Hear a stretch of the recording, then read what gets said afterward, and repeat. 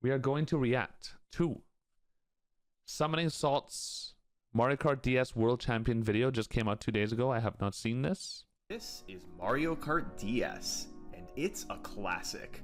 I never played this game, by the way, but I hope you guys enjoy. I'm going to get my coffee. So I'll be back in a minute. Online racing, mission mode, retro courses, and non-stop action. It was extremely popular in its heyday, with millions of gamers racing against each other. But that was nearly 20 years ago. Its popularity has died down with each new release in the series.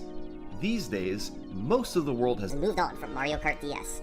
And yet, there's still a group of gamers who never stopped playing it. November 14th, 2005, Mario Kart DS is released in North America. And launched right alongside it is the Mario Kart DS time trial website. These fan-made sites existed for each game in the series. Players could submit their fastest times on each track and compare against others around the globe. Mario Kart DS has 32 tracks. Each track saves both your fastest single lap and your fastest 3-lap race. So, that's a total of 64 times where racers could compete. Players submitted their times via email on Yahoo groups, and the very first player to send in times was the owner of the time trial sites, Mark Jones.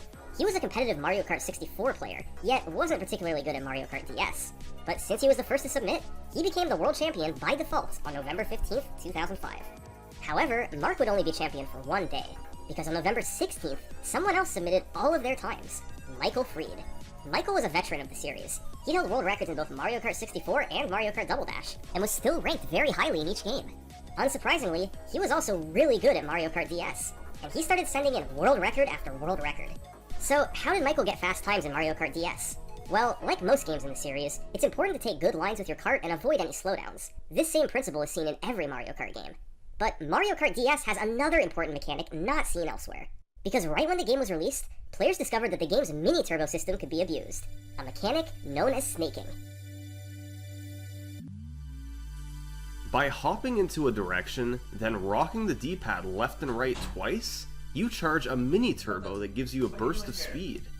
Now, in other Mario Kart games, these mini-turbos take a while to build up, and are designed to be used mostly on long turns. But in Mario Kart DS, they're much quicker. They take just 3/4 of a second to build up, and the boost you get can last longer than this. So, you can just non-stop charge mini-turbos through the whole race, alternating between left and right mini-turbos on straight paths. You have to constantly rock your thumb back and forth on the D-pad through the entire race with little to no breaks. But if you can master it, it allows you to go much faster than normal. This is Mario Kart DS's most famous mechanic, snaking. Snaking. Alright guys, what did I miss? Are we snaking our way to glory? Thanks to his mastery of snaking, combined with his experience in other Mario Karts, Michael Freed quickly became the game's best player. By November 19th, he actually held all 64 of Mario Kart DS's world records. Now, this was only 5 days after launch, so competition was limited.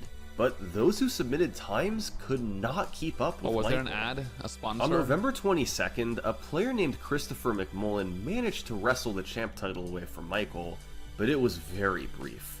Later that same day, Michael took back the top spot, and then quickly made it back to 58 out of 64 world records. This dominance continued for weeks. While he couldn't hold all the records, Michael regularly held 40 to 50 of them. By January 2006, he'd been the champ for 2 months, essentially ever since the game's release. And finally, he began to see some competition. His record total started to fall, down to only 38 out of 64. Even though he continued setting world records throughout the month, he was still slowly losing ground. And much of that was because of one challenger. Oh, Resident Evil 4 is already By the end installed. of January, a man named had Miguel Rodriguez had moved into second place. Miguel Rodriguez. Michael and Miguel were total opposites. While Michael was a seasoned Mario Technically, Michael and Miguel are the same because Miguel is Michael in Spanish, so they're not opposite at all. Actually, they're the same fucking person. What if it's just the same person and he just uses Spanish and English different names? Kart veteran, Miguel had no competitive Mario Kart experience. He just happened to be really good at Mario Kart DS. Throughout January, Miguel chipped away at Michael's record total. Sorry, I have Tourette. By the end of the month, Michael's lead was just 29 to 18 and actively shrinking. Wait, his name is Miguel Rodriguez, but he's Dutch? That's crazy. He probably moved there. Lead was just 29 to 18 and actively I was shrinking. expecting to see like a, that being said, Spanish the world flag. record total is actually not how the champion is determined. Instead, it comes down to something a bit more balanced: average finish. Average finish is essentially your average ranking across all tracks. The lower your average finish, the better. For instance, if half of your times were world records, but the other half were all in 50th place, your average finish would be 25. This score is much worse than a player who has no world records, but is in second place on each track. That's an average finish of just 2. This system rewards consistency above all. The goal isn't just world records, but to get good times on every last course. Any weak times severely hurt your score. That's actually really nice. I like that. That makes sense. So, even though Michael had a solid world record lead, Miguel had the more balanced timesheet. And as a result, his average finish had nearly caught up to Michael. And after a few more improvements, Miguel did it.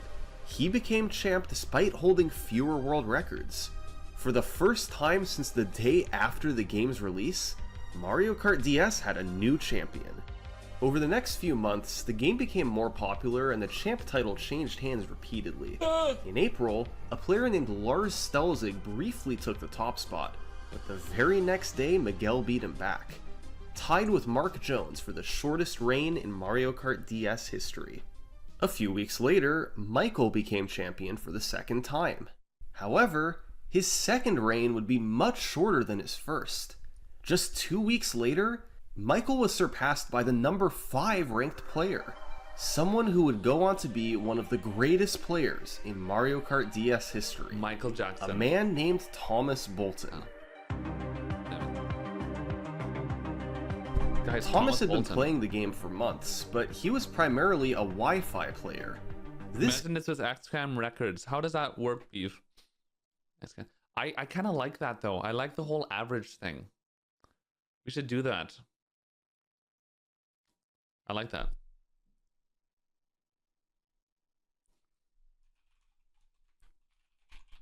So Simply just reached out to me. He said, I'm burned from last night. Are you willing to do the race tomorrow afternoon? So it looks like tomorrow afternoon would be the OG 120 star race incentive. I don't mind that. Like I told them, like, are you guys willing to do today or tomorrow? Because I know that Simply streamed for the past like 3 days in a row, and he did like a really hard thing last night, so I'm not surprised. I'm not surprised. Listen, I'm trying to be nice here, right? And you guys are like, he's a jackass. I'm trying to be like, I understand, Simply, you fucking jackass. But my camera's kind of... But yeah, so it looks like tomorrow.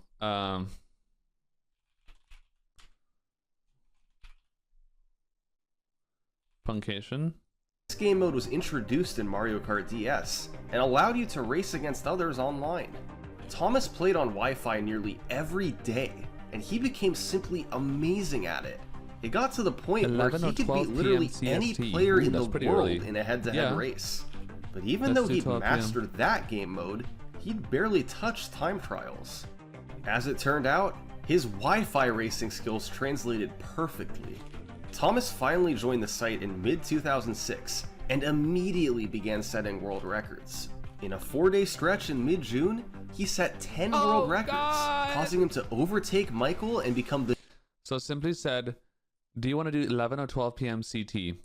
And I'm like, well, right now it's past 12 p.m. CT, and Punky is like off. He's still asleep. There's no way we could do that. We're probably gonna have to do like later because, you know, Punky has a degen schedule like me. Micah MC, thank you for the tier 1 sub. Welcome to the fridge, bitch. Appreciate that. Oh wait, you know what? Oh, we do have it. Okay. He usually is, I think. He's not awake now, right?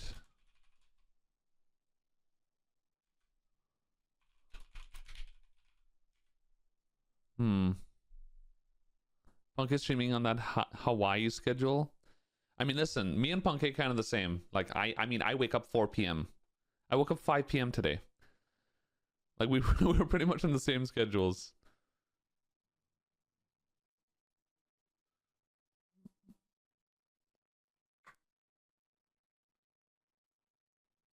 Like, Simply just said he usually is awake like around 12 p.m., I think. Right now, it's almost 2 p.m. and he's not awake yet. So I think Simply is being a jackass right now. All right. The new time trial champion. Part of the key was all of his Wi-Fi racing. It had made Thomas an extremely consistent player. While other champions had grinded tracks over and over to obtain world records, Thomas needed to be consistent on all tracks to always beat racers online. So when he finally started playing time trials, the world records came flying in. This was too much for anyone else to approach. They could maybe take a record here and there with heavy grinding, but Thomas's consistency was off the charts. He'd surpassed everyone else in the world, and not Michael Fried nor anyone else could catch him. On July 21st, the weekly news update was titled, Bolton Unchallenged. He remained alone, easily on top of the average finish leaderboard. Fabian da Silva. Can I just tell you guys something? For 1 second. Nobody knows this, but I'm gay. I mean, what? Nobody knows this, but in 2013, I think, before I started speedrunning Mario, I actually was like a hardcore Mario Kart 7 gamer. Like, we had a 3DS, and like pretty much the only handheld game that I really played was Mario Kart 7. I love that game. I love Mario Kart 7. I started playing it, I got into it, I got really good at it, and then I started checking out the time trial stuff, and I was like a low-key legend at Mario Kart 7. I was really good at time trials. I think I had like 1 or 2 records for a short time in Mario Kart 7 time trials. There was Mario Kart DS, and then there was Mario Kart 7 on the 3DS. 7 was after the Wii, right? There was Mario Kart Wii, and then there was Mario Kart 7, right? Or some shit like that. Mario Kart 7 with 3DS. That was after DS. Yeah. Mario Kart 7 is great, and I was a fucking legend, and that was about a year after, like, before I started Mario 64. But yeah, it's fun. It's fun. I love time trials. Like, Mario Kart time trials is a lot of fun. Who knows? I might get into it again. I really, really enjoyed it.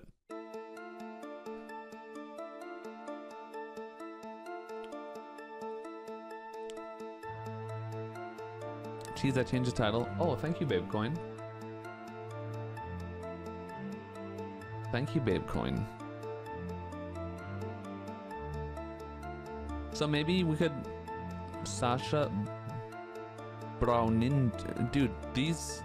Although Thomas seemed These names, lots of foreign Mario Kart players. Just weeks ago, Sasha Browninger was making a meteoric rise. Browninger. Out of nowhere. Where do you think that name is from? Sasha Browninger. Browninger. That sounds like a German name. Browninger, Dutch, German, maybe. He went from setting a record every few weeks, to setting them nearly every single day. Thomas was playing too, but he couldn't keep up. He was still number 1 for now, but if something didn't change fast, Sasha was about to pass him to become champ. Thomas did his best, but Sasha's records kept pouring in. And after a flurry of activity from Sasha in mid-August, a new champion was crowned. What had just happened? Sasha! Chapter 2, the Sasha Saga. Browninger. Mario Kart DS hadn't seen a player like Sasha before.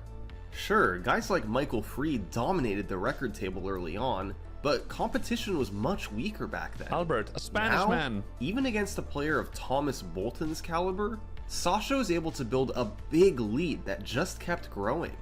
By the end of October, German, right, Sasha had 28 site records, Thomas had 17, and nobody else had more than 6. Sasha and Thomas were a cut above the rest, but one was clearly ahead of the other. You know what this is like? This is like this is like a direct comparison of like the sum of best, the community best thing, where the like each stage, I don't know how to speak Mario anymore. Like sum of best, fucking best split times, whatever. Right, okay, anyway. Not only good, but Never mind. also ruthless. Whenever Thomas posted that he'd set a new record, I just woke Sasha took that as a call to action. And within days or even just hours, Sasha always beat him back. It happened time and time again. There was almost back from something WoW. arrogant about Sasha's posts. They often had a smiling emoji, like he was daring you to try and beat one of his times. And if you did, he'd make sure it didn't last long. Other site members were absolutely invested in Chad. Thomas and Sasha's rivalry.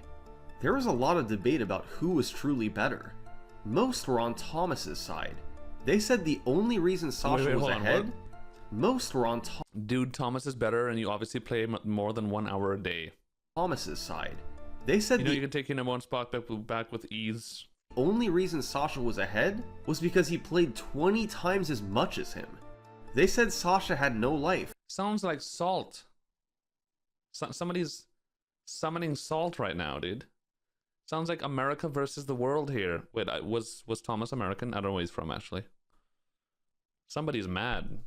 That Mario Kart It's just DS one person with alts. was his only passion, but the leaderboard didn't lie. Sasha was the champ, not Thomas. And by mid-November, Sasha had become the longest reigning champ in Mario Kart DS history. But in December, Thomas made another push for the top spot, and this time, he took a different approach. Rather than chasing Sasha's records, he'd focus on all his other times. Thomas Bolton? Swiss. I'm not gonna lie, Thomas Bolton, like I hear Thomas Bolton and I just immediately think that's the most like American sounding name ever. I guess Thomas, especially with a TH, technically that's not an English name, is it? Thomas? That's like, I don't know where it's from, but it doesn't, that might be a German name. Thomas. Trying to get all 64 of his times into the top 3. This could still lower his average finish enough to make him champ, despite potentially not taking any new records. Sasha wouldn't have any world records to beat back. It was a smart approach, and it paid off. Thomas lowered his times on track after track, and by December 18th, Sasha's 131-day reign had come to an end.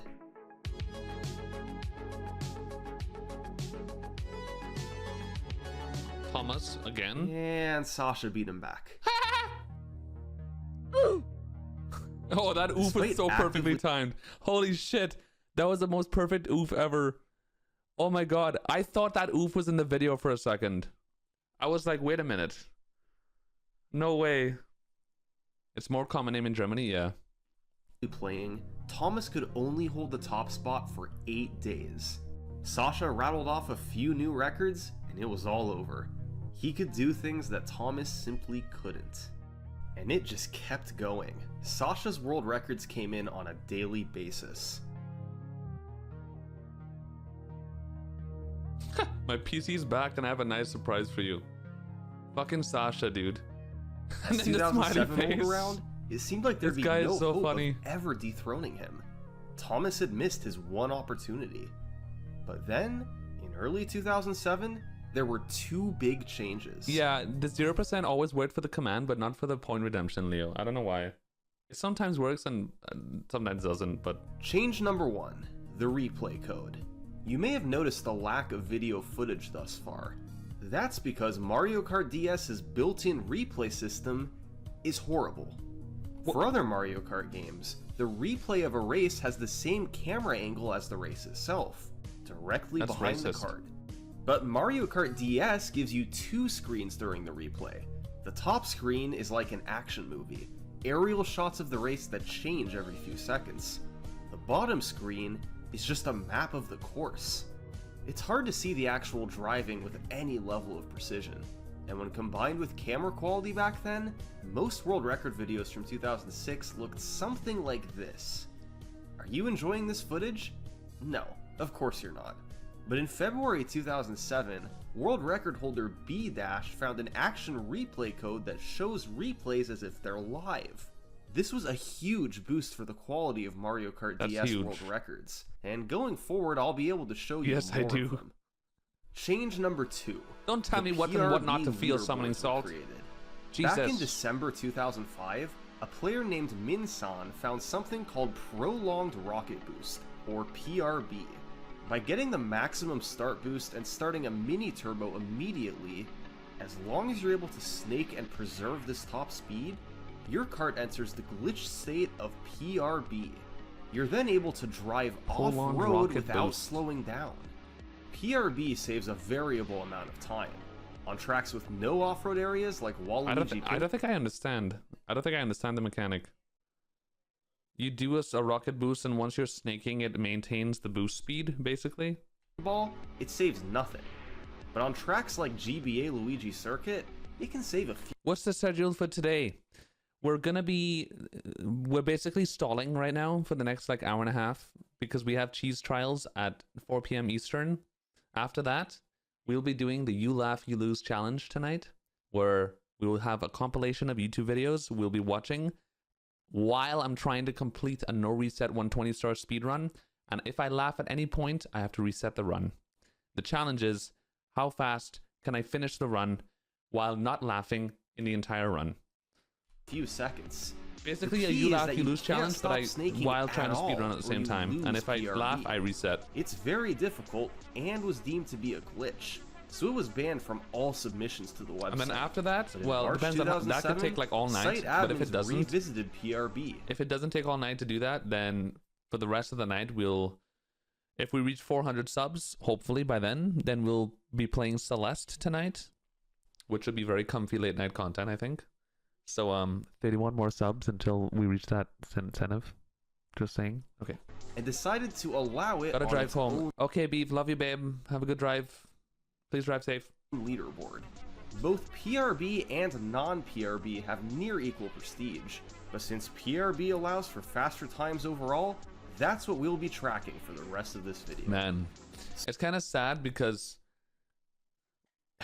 there's something in I don't know if other people feel this way, but in speedrunning, when certain tricks and mechanics are found in games that inevitably make it so that leaderboards become more complicated, like kind of like this, a trick like PRB is found, and then it makes it so that leaderboards are kind of like separated now. You have non-PRB and then you have PRB.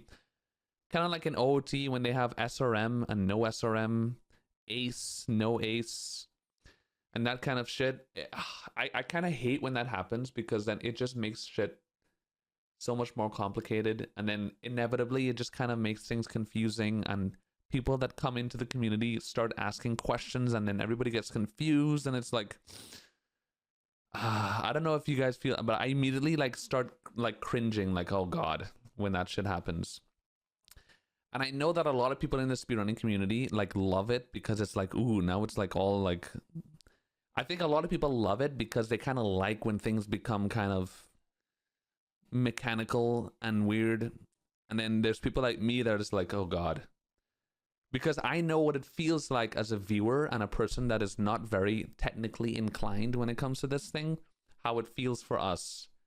And it's it gets complicated, and I don't think that's good, but it's nothing you can really do about it, So, this was the state of the PRB leaderboards once the switch was made.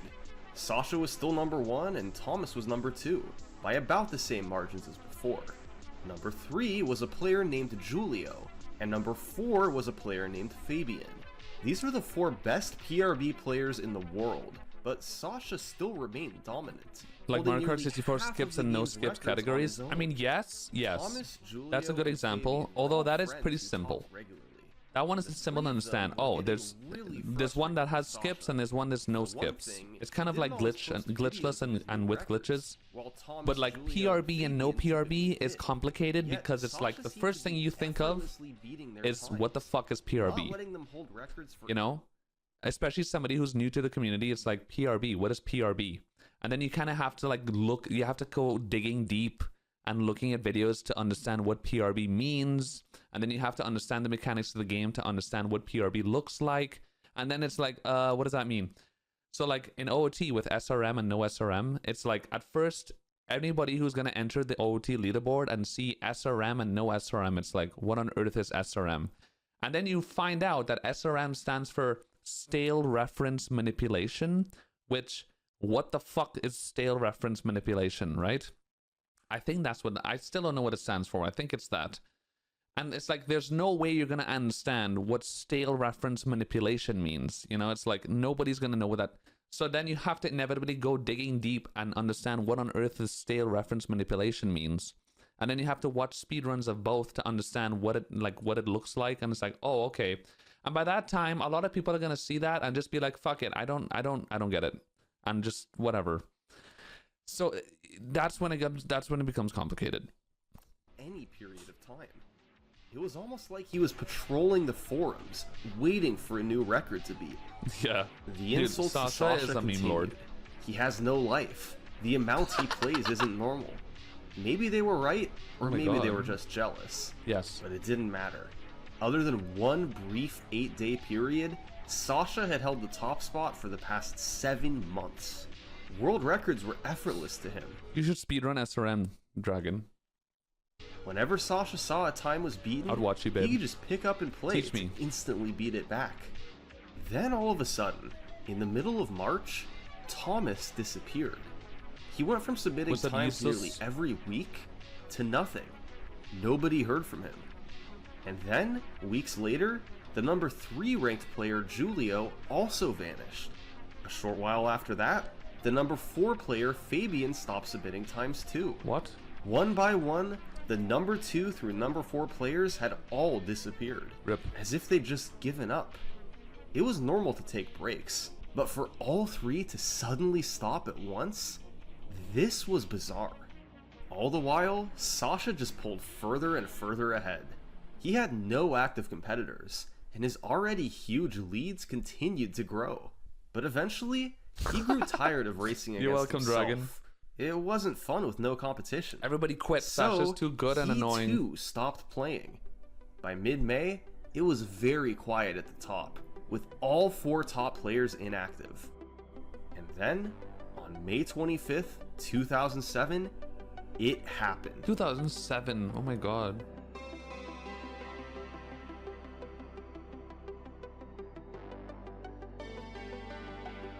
Oh my god. Wait. Did all these fuckers team up to destroy Sasha?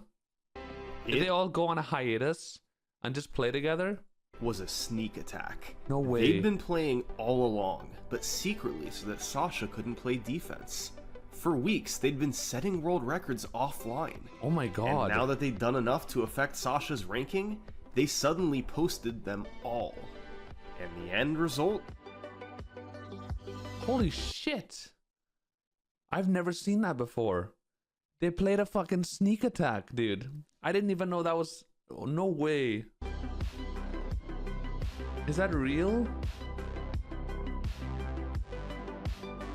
Holy... If something like this were done today, there would be significant pushback. Yes. The players involved would be heavily criticized or punished. But in 2007, most of the community cheered them on. They were excited about all the drama, and were especially happy that nearly all of these times had videos to go with them. In all, Thomas, Julio, and Fabian hoarded dozens of times, and took 12 records away from Sasha. What was Sasha's reaction to all this? Uh-oh. Well, remember, he too was inactive when the reveal was made. But when he saw what happened, he simply said, "If I make a comeback, the charts will look a bit different." But the comeback never happened. Oh. Sasha only submitted one more time before What games quitting have the you game been playing forever. lately outside of Mario? Love your content, cheese. Hi, Mika. Well, in this subathon, we'll be playing lots of different games. But I've been playing old school RuneScape. That's it. That's pretty much it. But if we meet the Celeste incentive, which is only 31 subs away, we'll be playing Celeste tonight later. We're going to be playing lots of different shit during the subathon. We'll be playing Resident Evil 4 if we have nothing else to play. If we don't meet the Celeste incentive later today, I'm gonna finish with the you laugh you lose incentive. Then we'll probably try to finish some Resident Evil 4 tonight later because we didn't finish that last subathon. So do I speedrun Celeste? No. I used to back in 2018 for a very short time, but I never actually played the whole game. So that's why we put it as an incentive. Kind of like to revisit the game and play the whole game, and who knows, maybe I like it so much I want to speedrun again. But Community hasn't we'll heard see. from him since June 2007. Now 17 years later, his Mario Kart DS page remains dormant, likely never Wow. to awaken again. So he quit, dude. That's kind of fucked. Like, what do you guys think about that? A bunch of players play a sneak attack on you, and then you just kind of like quit after that. They kind of like fucked him over. They basically said, this guy's a cunt, let's sneak attack him. And they literally bullied him out, dude. Holy crap. What's up, Taylor? How you doing, babe? Chapter 3, The Reign of Indifference. Okay. Like it or not, Thomas Bolton was back on top. And underhanded tactics aside, he was still a very popular member of the community. Thomas regularly talked to players on the forums and raced against them on Wi-Fi. But here's the thing. Everything we've covered so far, from Mark Jones all the way to Sasha, was just from the first year and a half of the game's release. Wow. Nobody had been able to lock down the top spot for more than a few months. Well, with Thomas Bolton, that was about to change.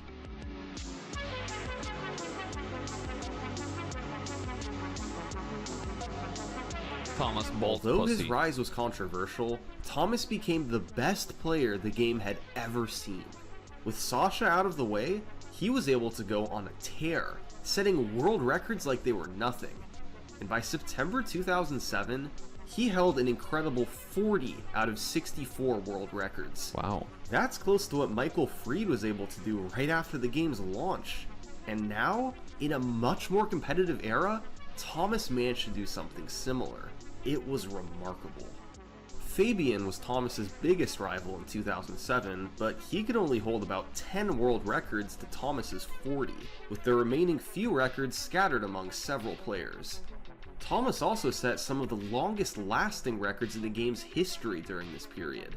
In April 2009, he got a Choco Island 2 lap record that stood for the next 8 years unchallenged. Oh my god. It was a masterclass in PRB, taking flawless lines while snaking until right before the end.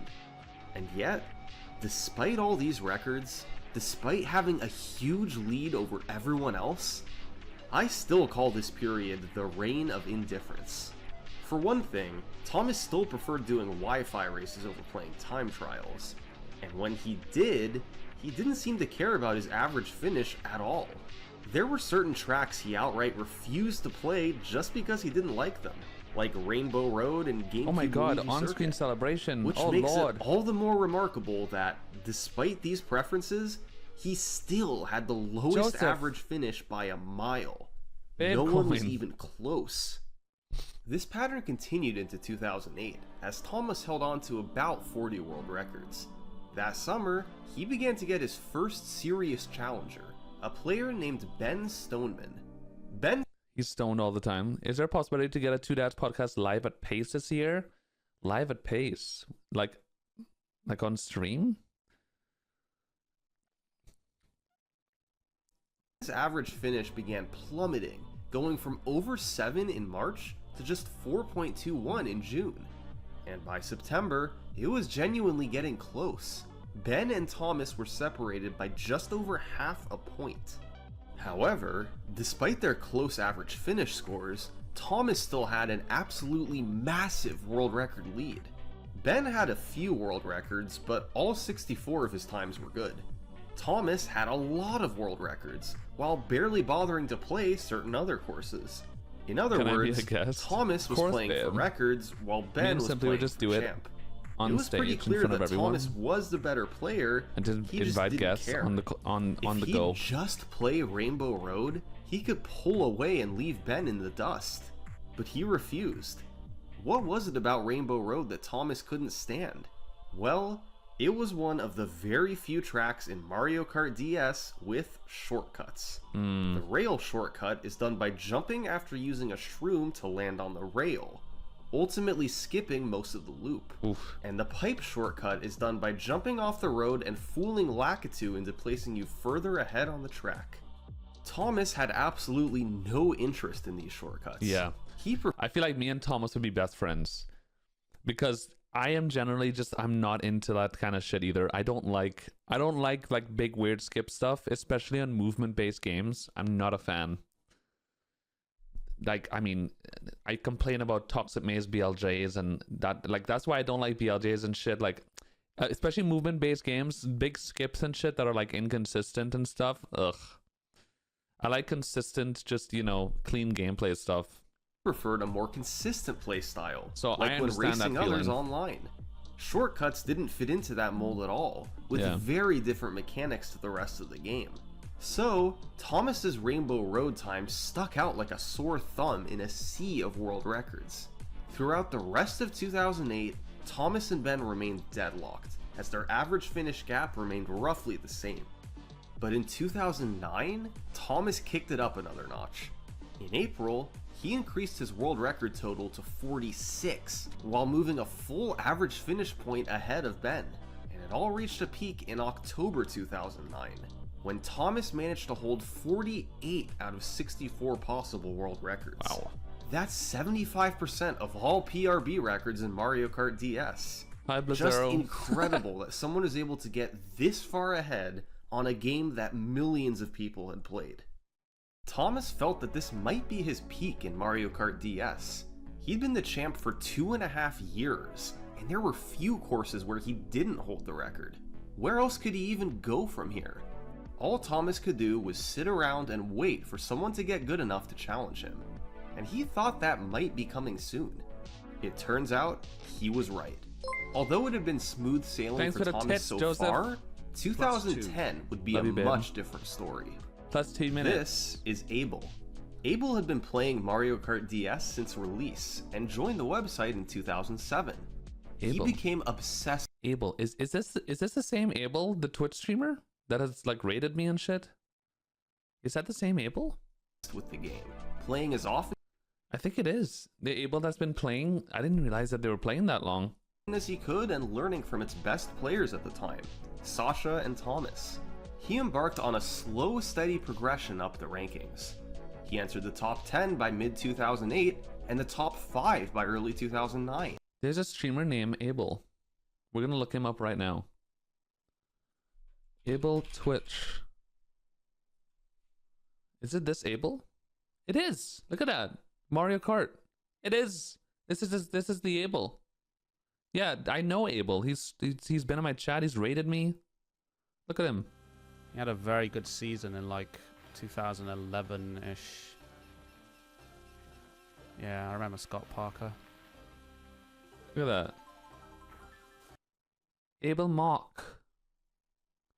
Where is he from? That's 2 out of 3. British?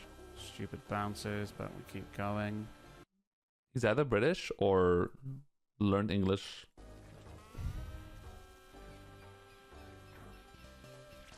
UK, yeah. Look at that. 300cc cannot get rid of the ink, sadly. Oh, That's cool. 3 out of 3. Very good. Wait, where is he? Is he playing on the DS? Because he's not looking down, right? Where do they play, on emulator? Quite a bit, actually. 7 seconds. Very good. All right, back to the video. We hate you, Abel, and by hate I mean love. He hadn't been a threat to Thomas Oh yeah, UK. Okay. so far, but he just Where are kept you from? I don't know. I live in Spain. Let's just put it that way. getting better.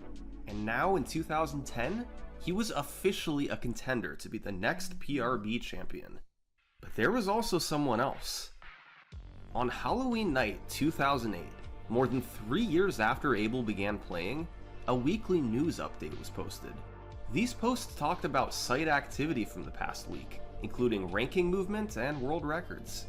This week's update focused heavily on top players Thomas and Ben, and there was also a cameo from Abel, who at this point was ranked number 7. But as a footnote at the end of the update, there was mention of a new player who is improving rapidly. He was named David Roldan and was still outside the top 100. What followed was one of the quickest ascents in Mario Kart DS history. Just 6 months later, David had made it all the way to the top 25. He had a very uneven approach to playing. Funnily enough, he was dominant on the one track Thomas hated, Rainbow Road. Funnily. Is that the word? I was thinking about this like 2 days ago. Funnily as opposed to funny enough. I don't know which one's right. Held both the lap and 3-lap records there, while he lagged behind on most of the other 31 tracks. As quickly as he'd improved, he was mostly considered a one-track specialist. They both work? Incredible at so Rainbow weird. Road, but not a record contender anywhere else. But you see, today, 15 years later, David Roldan is better known by his online pseudonym, MK Dasher. And all of a sudden, I just got chills. MK, that is MK Dasher? I was about to say David Roldan. That sounds like a Spanish name. It's MK Dasher. known by his... Guys, we've met MK Dasher. We've had him on our stream before. MK Dasher is also from Madrid. He lives in Madrid. And like back in like 2019 or something, we had MK Dasher visit us. We met him and we had him on our stream because he's also a Mario 64 tasser. We've met this person. He's a legend. online say 15 years Carlos Munoz. That's the most Spanish name in history. later, David Roldan is better known by his online pseudonym, MK Dasher. And all of a sudden, in the second half of 2009, MK Dasher did He's an incredible this. Pokemon speedrunner? No way, I didn't even know that. For the 5th straight week, David has hit a world record. I didn't know that he was... I thought he was always a tasser. I didn't even know. Is this my first Summoning Salt video? No. No, the first video that Summoning Salt ever made was the 120-star world record history video back in like 2017. And I remember Summoning Salt messaged me on Twitter DMs. He messaged people like me and Simply and stuff saying, hey, my name is Summoning Salt. I'm making a 120-star history video. I want to know if I can use like your content for the video. And he was nobody back then, so I just saw this random person messaging me about a video, and I was like, hi, I think I might actually like, wait, hold on. Should we go fucking Twitter deep dive DMs? Should we, we're gonna look for Summoning Salt's DMs with me on Twitter back in 2017.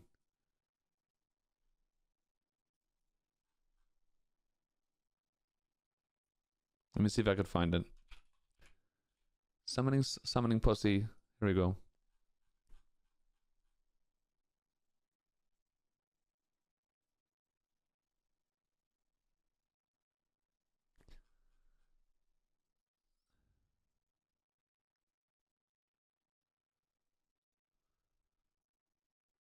Oh, I don't know why. Oh, that's weird. I don't see like original messages, but there is stuff here.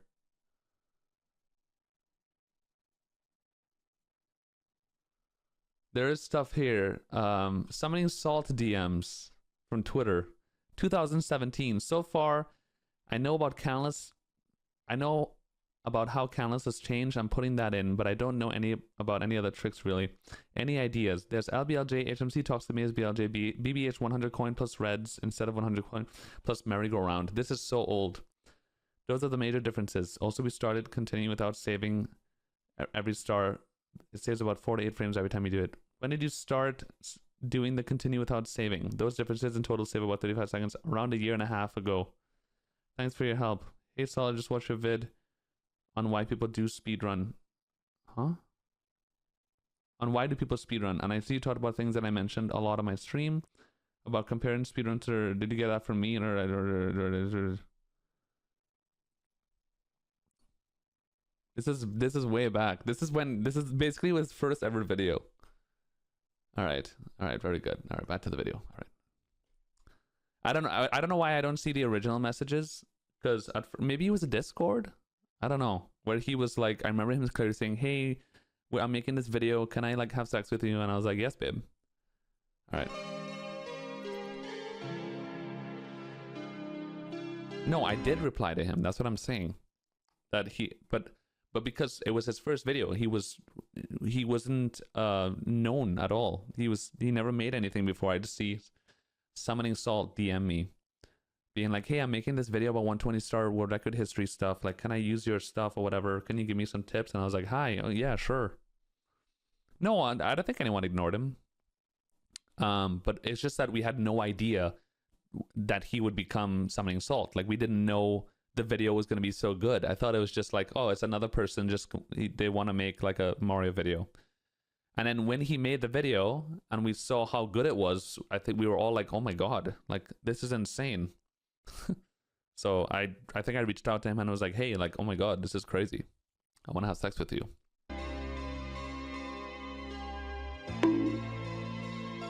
Oh, maybe he didn't reach out to, because Simply back then was on break. He wasn't playing Mario at the time. And Simply also didn't have like records and shit yet. So like maybe that's why he wasn't in the video. What do you get for 99% horny? A blow kiss. Good job, babe. The race to champ Guys, I need to shower. I'm stinky cheese right now. I have to shower before cheese trials. was on. Thomas still held a majority of records, but for the first time in years, there was a serious dent in his total. All three players continued playing and setting records, and their average finish gap shrunk. But suddenly in April, Thomas said he needed to take a break from playing. He was in school and had to focus on his studies for a while. This was Abel and MK Dasher's big chance to take the top spot. Yes. Both players duked it out over the next couple months. That May, Thomas officially lost his record majority. The tide was turning. Thomas's days on top were numbered. And on July 7th, Abel made a grand reveal. He'd set 15 new PRs, improving all of his lowest Holy ranked shit. times. None of them were new world MK records, Dasher's probably 30s, early 30s maybe? but they helped lower his average finish just enough. Despite only holding 7 world records, Abel had become the new PRB champion. The Hi, Mario greatest fam. reign in Mario Kart DS babe? history had come to an end. But the battle wasn't over. MK Dasher was still actively playing. Abel had to keep going or risk being dethroned immediately. And sure enough, just 3 days after Abel became champ, MK Dasher posted 7 new times to bolster his timesheet. Holy shit. Then more just a few days later. He was already closing in. Abel had to do something quick. He posted a couple PRs on July 25th to stay ahead, but on the 27th, MK Dasher posted 5 of his own. And guess what? What? Abel's reign as champ lasted just 20 days. MK Dasher now had a narrow average finish lead over Abel. Through the summer, both players continued their dogfight, and Abel took the top spot back in early September. After 3 years of no movement, the champ title was now constantly changing hands. On the world record front, MK Dasher had about twice as many records as Abel, but Abel's consistency on other courses balanced things out. However, their record totals still paled in comparison to Thomas Bolton.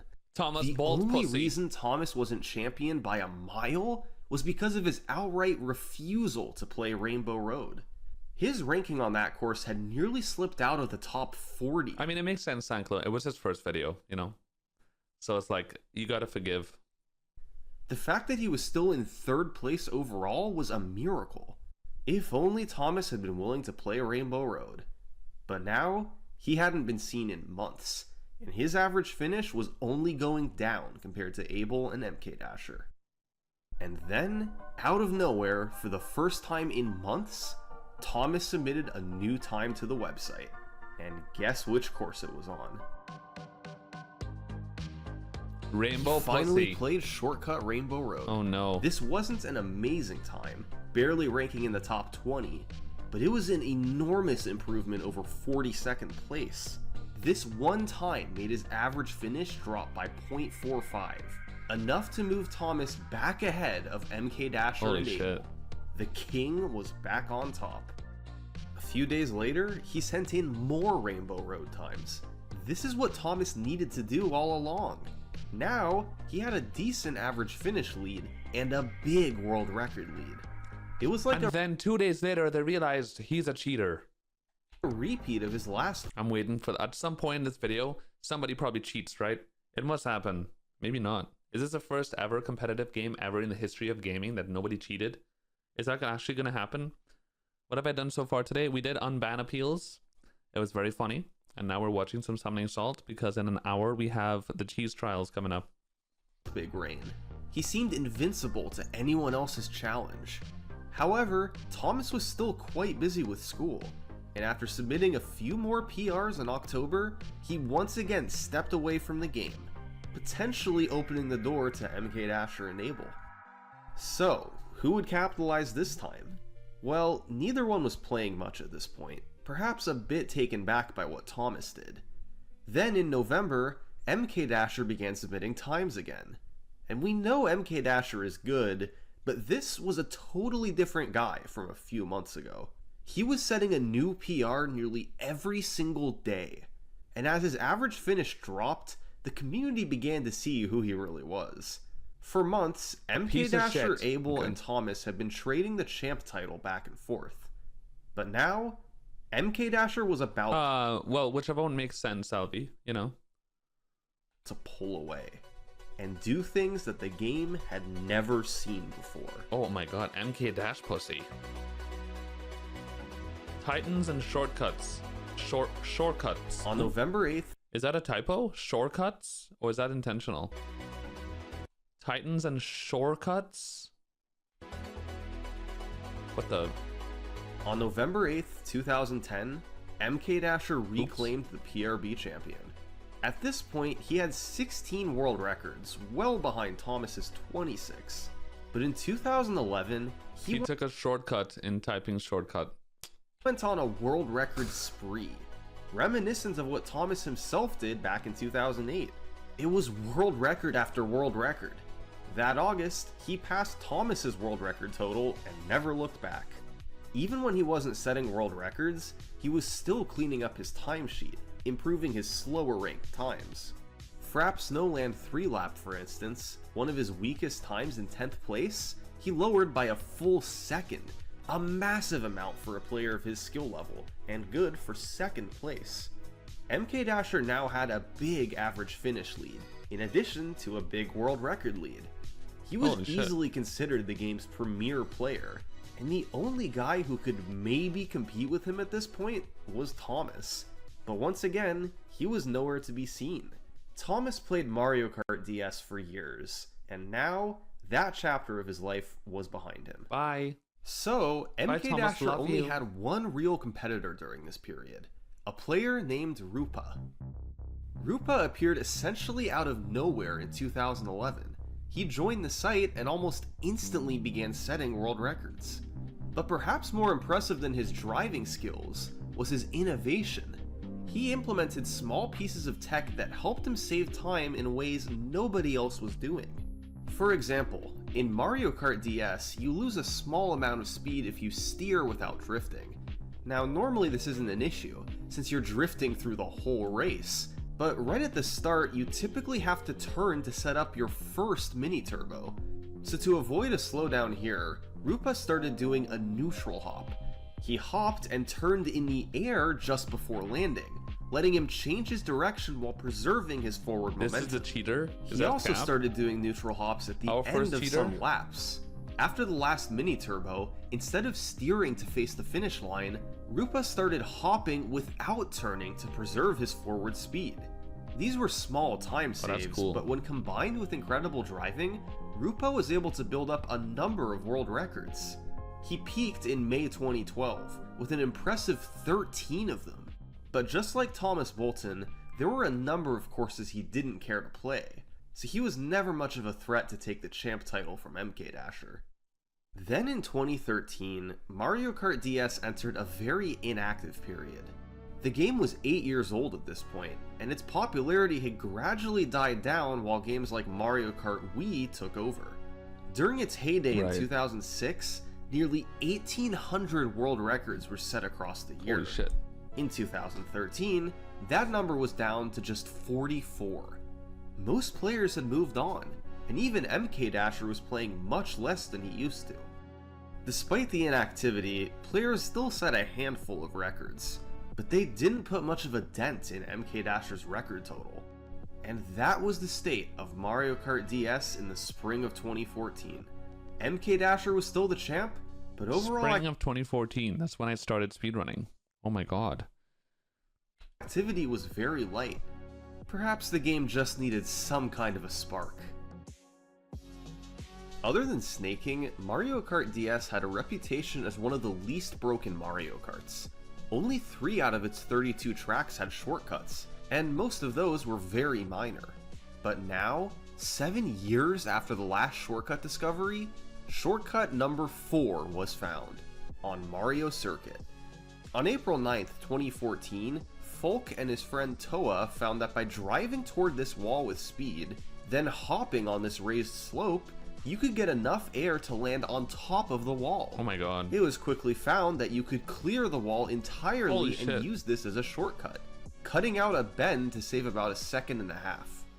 Now, this wasn't a very big time save, but it was enough that you had to get a time with this shortcut, or else your rank would fall way That's pretty behind sick. and hurt your average finish.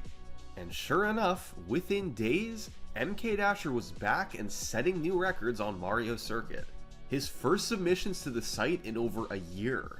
It rejuvenated his love of the game, and he began playing more than ever, like grinding for the first sub 1 on Sky Garden.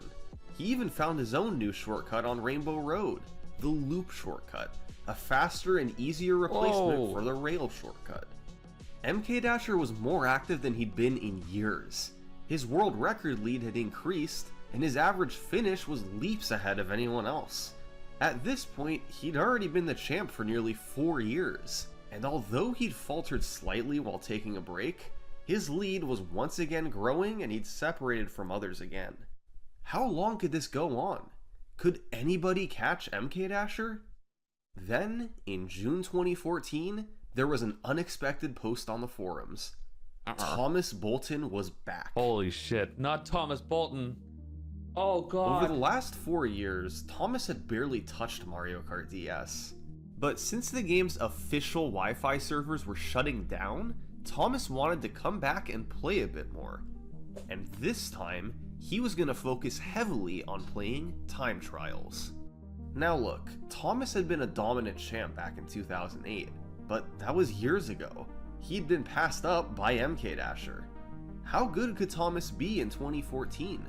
Could he still set world records? Thomas Bolt pussy. Thomas Bolton came back out of nowhere, set 8 world records in just over a week, and beat MK Dasher to take back the champ title. His skills hadn't gone anywhere. In fact, he was playing better than he'd ever been. This was despite not playing competitively at all in over 4 years. Although he'd resisted shortcuts in the past, Thomas decided to try the new ones on Mario Circuit and Rainbow Road. And he actually posted respectable times, as high as 6th place on Rainbow Road and 3rd place on Mario Circuit. But even more important, Thomas was directly outdueling MK Dasher on some of these records. For instance, in June, MK Dasher had set a new lap record on Donut Plains with some minor strategy changes. But when Thomas returned, he decided to play it too and beat the time that MK Dasher had just posted. Holy fuck. He got the record, and it ultimately helped him pass MK Dasher for goat, champ. dude. Thomas is and the goat. MK Dasher were both extremely active over the following months, as they each set world record after world record. These two stood head and shoulders above the rest. They had 41 records between them, while nobody else had more than 8. This was a beautiful period for Mario Kart DS. The two best players the game had ever seen, battling it out and trading the champ title back and forth. But all good things must come to an end. While the summer months of 2014 had rampant record activity, by the end of the year things had slowed down. And by early 2015, the dust had more or less settled. Thomas was just ahead of MK Dasher as the PRB champion, but they were now both inactive, sitting alone at the top, holding a majority of the game's records. 2015 was another quiet year for Mario Kart DS. Thomas was in the middle of his 7th reign as champ, but he wasn't actively defending his title. So, the door was open for somebody new to make a move. And that summer, guess who made a charge toward the top spot? Michael Jackson. No way. Michael Fried? Mark Jones? That's right. It was Ben Stoneman. You What? might remember Ben from 2000. Motherfucker. Hi, Squishy. What's up, babe? Coin? Uh-oh. Squishy and Dragon Beef. Uh-oh. When he got fairly close What's up, King Kosher? to Thomas, but couldn't quite get there. That was kind of the story for Ben. Always in the top 5, but never the champ. But with both players ahead of him out of the way, Ben saw a chance to move up. He set a number of PRs that beat Thomas but not MK Dasher, causing MK Dasher to briefly move ahead of Thomas for champion.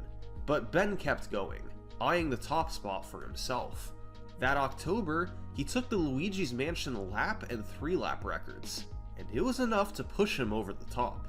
For the first time in 5 years, someone other than Thomas or MK Dasher was the PRB champion of Mario Kart DS.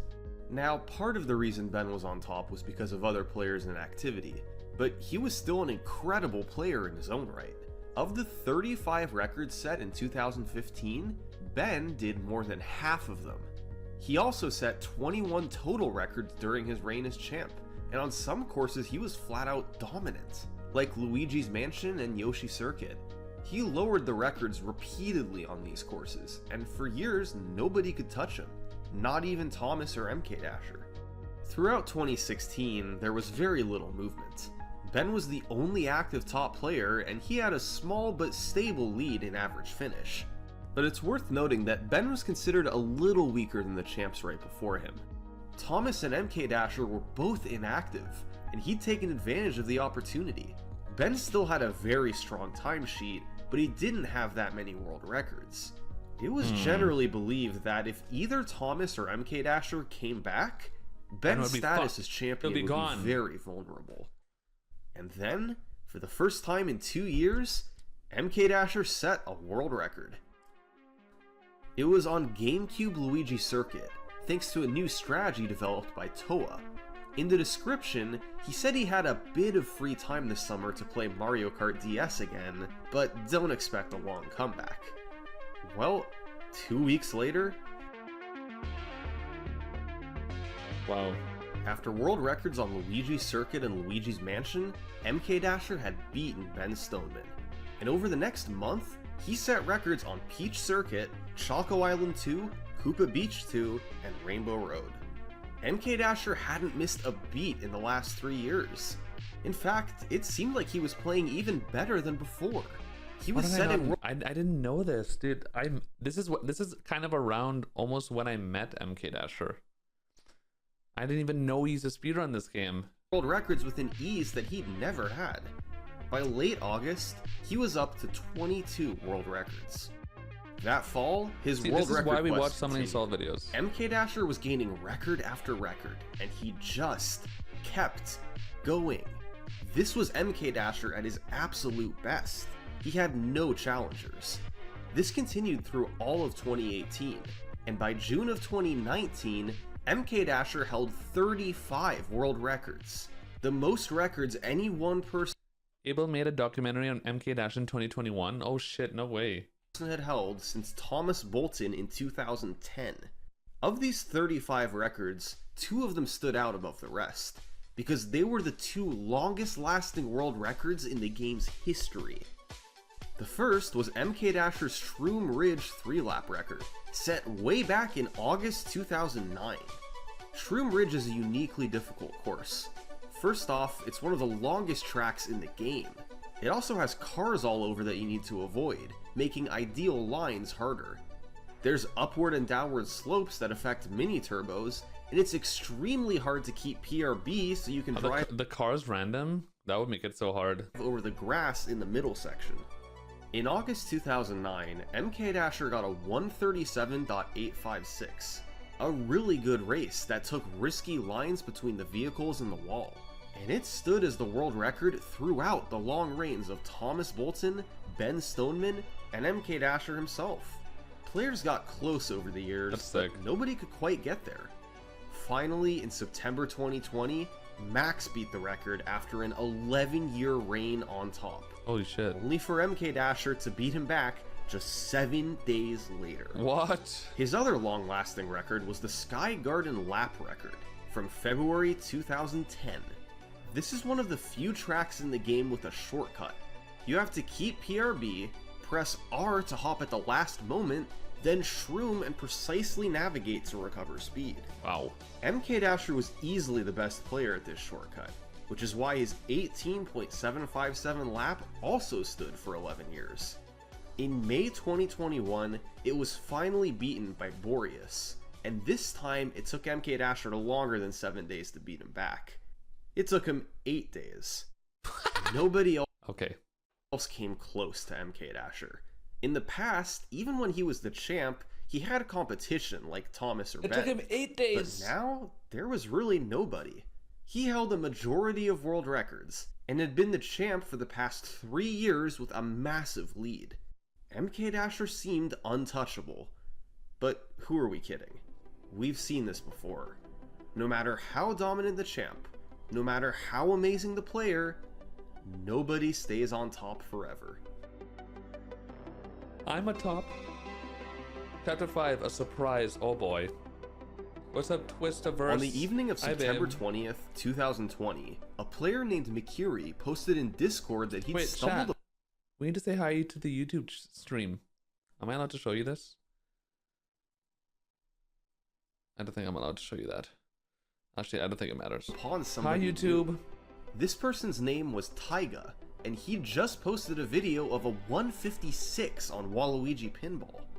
That was an incredible time, no, I'm not and good for second place overall. Nobody had heard of this guy before. Taiga hadn't submitted to the site and showed no progression of his times. There was just a near world record sitting on his YouTube page with no elaboration. Over the next week, a couple more of these elite level times popped up on Taiga's channel, including a second place time on Sky Garden. And then, on September 25th, Taiga uploaded another one.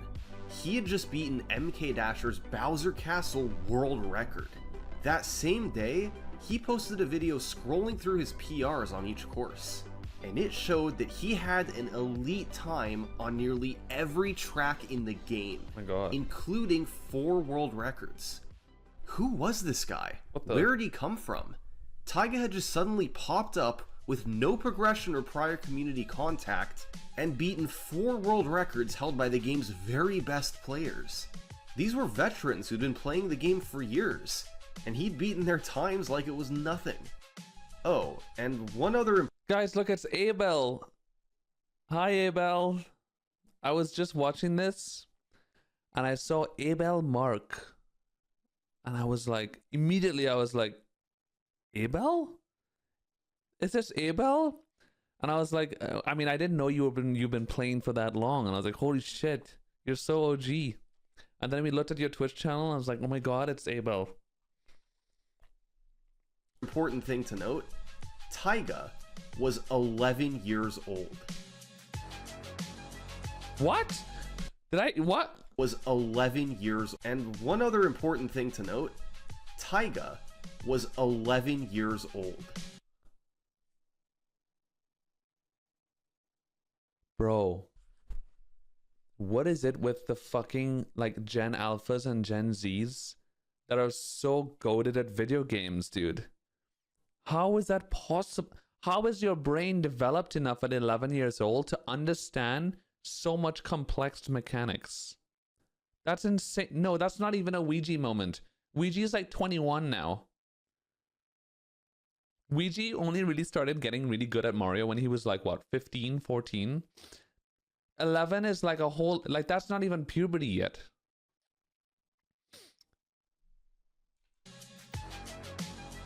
The fuck? It makes sense though as to why he was like seemingly out of nowhere, because he was a kid. He probably didn't even know how to navigate the fucking internet properly. He would just play the game. Taiga's videos were uploaded by his parents, who said in the description that he was in 6th grade. And most of the community realized this had to be a prank. There was no way an 11-year-old could come along and single-handedly take down times that a community of veterans had played for years to achieve, right? I mean, no, because that's the world we live in now. With fucking these kids that for some reason just have gaming genes inside of their fucking cells in every part of their body that is unfathomable. Some of these guys have been playing since before Taiga was allegedly born. Yeah. These videos were either faked or played by some veteran who was trolling the community. But when they asked for proof, Taiga responded with a hand cam video showing it really was him playing. This was actually real. An 11-year-old had somehow become one of the best Mario Kart DS players on Earth. And he was beating records that were set when he was a toddler. Although there was limited footage of him driving, top players could tell that Taiga had inhuman consistency. He was also playing with the 3DS Circle Pad, which was virtually unheard of among top players. Taiga only had 4 world records, but it was clear that he had the potential to get way more. Perhaps even enough to run. You large, thanks to the tier 1 sub. Welcome to the fridge, babe. Appreciate that. Guys, 30 subs left, and we've hit the Celeste incentive. 30 subs, that's like $2. Hi Jamal, what's up, babe? Rival MK Dasher. But nobody knew what would happen next. Would Taiga fade away, or keep setting records? Well, Taiga did indeed keep playing. By the end of 2020, he'd increased his record total from 4 to 6. It wasn't the world record domination that some had predicted, but he was still hanging on to his fair share of records. really like the format of Mario Kart DS, which is like you don't need records to be a top in the leaderboard. It's more about the consistency and average and stuff. I like that a lot. Thank you, Garni. Love you, babe. Have a good day at work. I love you sexually. Maybe climbing all the way to the top was unrealistic for 11-year-old Taiga, but he'd carved out a niche for himself in the Mario Kart DS community. Or maybe he was just getting started. Wow. Jamal, thanks for the sub. Welcome back to the fridge, bitch. Appreciate it, babe. I like that a lot. Yeah. Oh my god, look at Taiga go, dude. Got him. Got him. Taiga had ascended the mountain. My god. After 9 months of heavy playing in 2021, he'd nearly made it that to makes the sense, top. Abel. All the while, MK Dasher was playing and setting his own world records, but he kept losing ground to Taiga. For every record that he set, Taiga got multiple others. Oh my god. And the result was the complete erosion of his world record lead. Oh god! On September 17th, Kombucha with the gifty. Oh my lord. We're popping off. Hype train. Thank you, Kombucha.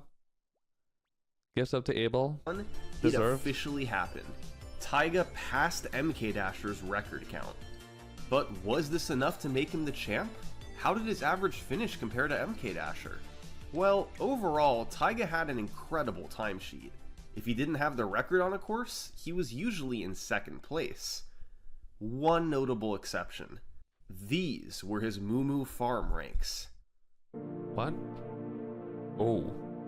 Taiga was pretty disconnected from the rest of the community and seemed to not care at all about average finish. So, even though he'd passed MK Dasher in nearly every metric, Moo Moo Farm prevented him from officially being champ. MK Dasher still held the crown. By late 2021, MK Dasher gave up trying to compete with Taiga. He realized it was a pointless endeavor. Instead, he focused on grinding individual tracks he enjoyed, like Rainbow Road, lowering these records over and over. He knew his champ status could disappear at any moment. Meanwhile, Taiga kept playing too, setting new records while also lowering ones he already had. By mid-2022, his world record lead had grown, despite still not technically being the champ. And then, in October 2022, it happened. He did Moo Moo Farm. Taiga played Moo Moo Farm. It was far from perfect. On his 3-lap time, he missed a mini turbo and hit a wall at the end. But his driving was still incredible overall. He improved his times from outside the top 150 to 3rd place. Holy fuck. And finally, it was made official. Taiga was the champion of Mario Kart DS. Wow. Look at that. Could MK Dasher respond? Well, in 2023, he went all in, doing everything he could to close the gap between himself and Taiga. But no you matter can't what, compete against the 13-year-old fucking cell genes, fucking god. Like, natural genic cocaine in these kids' bodies that just make them impossible to beat. MK Dasher did, he remained 5 to 10 world records behind Taiga. Even when he managed to beat a few of Taiga's... Abel, we were just talking about this. It's like, it's something about these Gen Z and Gen Alpha kids that it's something in their fucking genes, dude. It's literally gamer genes that we don't understand. All these, it's like Mitch, the fucking, how old was Mitch when he started playing Odyssey and got record in any percent? He was like 12 or 13 years old. Mitch SMO, that was a fucking legend at Odyssey out of nowhere, and no one understands why he was so good.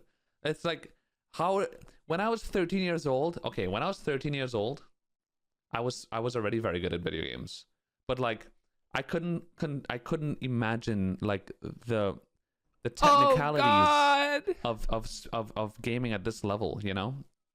Thanks for the gifty JML to Collins. Hi Collins, what's up, babe? Also, like, when I was 13, I started playing Modern Warfare 2 at like, how old was I? 14, 15? About 14. Whenever Modern Warfare 2 came out, I was playing that and I was really good. Like, I was getting daily nukes and shit. I was a legend in Modern Warfare 2, right? But like, the level of like insane, technical, crazy speedrunning shit at that age, I can't imagine that.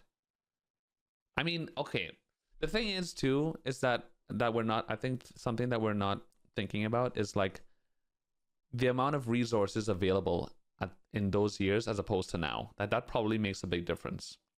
Like back in whenever that was, I was playing COD, like 2012. The amount of like availability with internet resources and tutorials and shit back then is nothing like it is now. And that probably makes a giant difference. But I mean, yeah. Records. Yeah. Mario Circuit 1, Donut Plains 1, Figure 8 Circuit. Taiga always beat him back in a matter of weeks.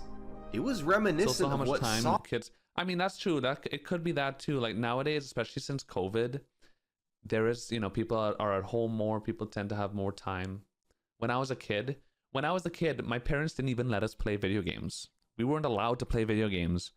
Not even on weekends we were allowed to play video games. The N64 and the GameCube was packed away in storage and only taken out during Christmas time and summertime. And even in Easter time, like around spring break and shit, like sometimes, most of the times we were able to play, but they didn't like it. Like we were not allowed to play video games at all, only in summer, Christmas. So like I didn't have time to play video games. Only until I turned like 14, 15, 16, that's when my parents started giving us a little bit more like gameplay time. Otherwise, we weren't allowed to play video games ever. Sasha did to Thomas back in 2007. Only until late high school, like 17, 18, that's when I was able to like play video games whenever I wanted. And even so, my dad used to give me so much shit. He used to hate every time I played video games. Before MK Dasher knew it, his progress was always undone. He then turned to cleaning up his timesheet instead of chasing world records. This helped close the average finish gap somewhat, but Taiga still had a comfortable lead. Wow. This continued throughout all of 2023. Both players were active and improving their PRs. By early 2024, Taiga had been on top for a year and a half, and despite MK Dasher's best effort, he hadn't been able to pose much of a threat. That was the status quo, all the way until April 2024, when there was a revolution. There's another one? The shortcut revolution. On April 5th, 2024, someone new popped up in the Mario Kart DS Discord. Yeah, I remember when I was a kid and it was actually RuneScape. I was addicted to RuneScape, of course. And my mom used to tell me, and this was during vacation time. This was like in summertime when it was already vacation time, and my mom would tell me, you're allowed to play. You could play, but you have to play for 1 hour and then take 2 hours break. Oh. Can we reverse that? Like, play for 1 hour and 2 hours. Are you kidding me? That's, for a fucking gamer, that's a joke. Can I at least play 2 hours and take 1 hour break? Like, I couldn't believe that. I was like, she doesn't get it. I can't do that. I would just play all day anyway, and then she would get mad at me.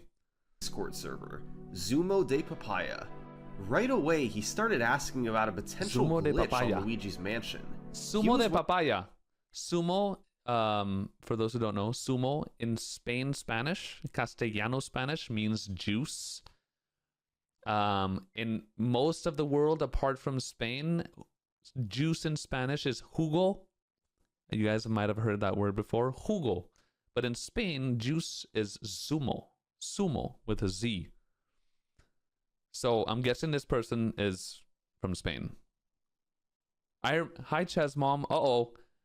Mom is in chat, everybody. She heard us. Oh, no. Yeah, I specifically remember when I was addicted to RuneScape back whenever we started. I was like, I don't know how old, 10, 11 years old. And you were, because I was playing all the time, you know? I was fucking addicted. I was playing all the time. And my mom, I was in my grandmother's house, and I remember she came up to me and she was like, son, you're playing too much. You could only play for 1 hour and then you have to take 2 hours break. And I remember thinking, oh my God, that's so much break. I can't do that. I'm not doing that. And then I would play all day anyway. And then you would walk upstairs and I would hear you and you'd be like, son, I told you to take a break. And I'll be so scared. And I'll be like, okay, fine. And then I'll take a break for like 30 minutes and then I'll start playing again. Wondering if it was somehow possible to bounce high enough to clip through the wall and down to the floor below. Players had already seen bounces like this before. They weren't consistent enough or big enough for anything meaningful. But Zumo was an experienced glitch hunter. He knew what he was doing. And as he kept experimenting with different angles and steering, his bounces began to get higher. Other players started to take notice, and one named Guan began experiments of his own. A few hours later, Guan posted that he had done it. He'd bounced over the wall and clipped down to later in the track. Oh my God. This was Mario Kart DS's first new shortcut in more than 10 years. And it was about to kick off a revolution of new shortcuts, all revolving around this one technique, the super bounce. Oh wow. Here's how it's done. You must angle your cart back in the air while falling. Press R on the I'm already lost. What did you say? Say that again. You must angle your cart back in the air while falling. Press R on the frame you land next to a wall, then steer perpendicular to said wall. What? So you go back and then you frame perfect R and then you okay. This allows you to get massive air. I was tricked because if I wasn't, you wouldn't do anything else. Yeah. I mean, yeah, it's true. I mean, I would play games all day, every day, because that's all I wanted to do, you know? Probably because I was insanely introverted and didn't really have any much friends. And I mean, what else would I do? Being a gamer than stay home and play games all day. To be fair, like, what else would I do, you know? I mean, we used to go outside and play and shit sometimes. But yeah. The Luigi's Mansion shortcut now uses pause buffering. Okay. I mean, that makes sense. And potentially skip certain sections of the track. The Super Bounce opens up the door to many new shortcuts, but it's limited somewhat because of the game's checkpoint system. Each track has a number of key checkpoints you must drive through, and if you miss one, the lap will MK Dasher just achieved a 3 out of 3 run yesterday? No way. Count.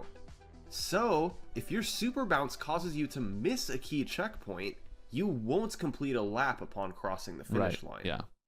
Ultimately, Zumo, Guan, and others collaborated to find 3 new... It's sumo, but alright. I'll give him a pass. But it's sumo, not sumo. ...shortcuts using the Super Bounce. the first new RTA viable shortcuts since 2014. The first was on Luigi's Mansion, which you've already seen. It saves about 1.5 seconds and is also the hardest of the 3 shortcuts. You can see you're not skipping any key checkpoints by cutting out this section of the track, so the lap counts. The second shortcut was on Delfino Square, and used an idea theorized years ago by a player known as Nine. You jump off the lip, hit the bridge to bounce and tilt your cart back, then super bounce over the wall. Oh my god. To skip a section of the track. Just like Luigi's Mansion, this shortcut also saves about a second That looks hard as fuck. and a half. But the biggest time save of the 3 shortcuts, and also by far the easiest, was on Well, technically it's pronounced Thumo. Yes, that is true. I actually don't know why I forgot about that. The letter Z in Spain is pronounced like a TH because we all have lisps for some reason here. So it's Thumo. Thumo de papaya. Waluigi Pinball. It's performed after a Corazón, long yes. fall from a zipper, and by using a mushroom, you can make it all the way to the bottom of the pinball machine. Wow. It saves close to 9 seconds per lap, Holy shit. blowing the other 2 shortcuts out of the water.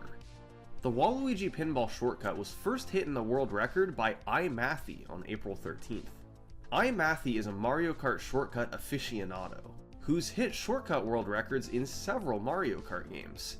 It only made sense that he'd be the first to hit this one in Mario Kart DS. But what about our world champions? They were used to incredibly fast racing without shortcuts. How did they adapt to the super bounce? Well, Taiga did briefly take the Waluigi Pinball lap record, but there's no footage of him ever using the shortcuts on Delfino Square or Luigi's Mansion. He did manage to hit a new lap shortcut on GameCube Luigi Circuit, but for the most part, he's stuck to non-shortcut racing recently. MK Dasher, on the other hand, well, he got good at the super bounce. Not surprising. Apparently he just hit shit lately, or yesterday. At times, he's held all 6 shortcut records across the 3 super bounce courses. He's mastered the shortcuts themselves, and when combined with his driving skills, he can outmatch nearly any player in the world on That link is in the vid? Of what? Him getting the thing? these Is it in the courses. description or something? The shortcut revolution has USA versus Japan volleyball just started? Oh, no way. Those are like my 2 favorite teams.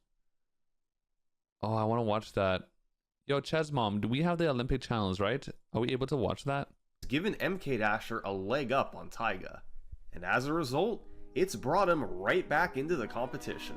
On April 14th, MK Dasher took the Are we allowed to watch Olympic shit on Twitch? Because technically it's being played live, right? So like it's not like we're illegally watching it. Definitely title not. from Taiga, and ever since then, they've been trading it back and forth. Taiga and MK Pussy. As of now, MK Dasher is officially the PRB champ. He holds a very slight lead over Taiga, thanks in large part to his shortcut records. Awesome. Their rivalry is stronger than ever. They hold a combined 61 out of the game's 64 world records. And as exciting as their futures will be, it's just a small part of Mario Kart DS's history. These are the best players to ever touch Mario Kart DS. Their records, their struggles, and their stories live on, and they'll Pog. remain a part of this game's legacy forever. Thanks for watching. Olympic shit is famously DMCA happy? They love DMCA streamers. Okay, so no. Link is in the chat. Where? Oh, okay. So he got this yesterday. Luigi's Mansion 127. Come on, MK Pussy. Ooh, nice. Looks. Is this emulator? Boom. Beautiful. Oh, I love the music.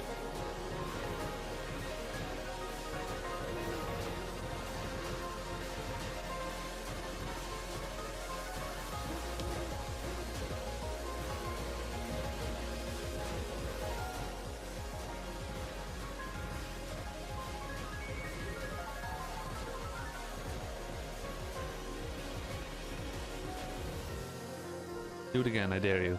He does it again. Wow. Yes, if you're subscribed, you could post links in chat.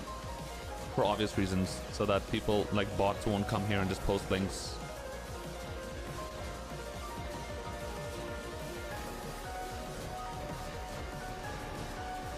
Do it again, I dare you.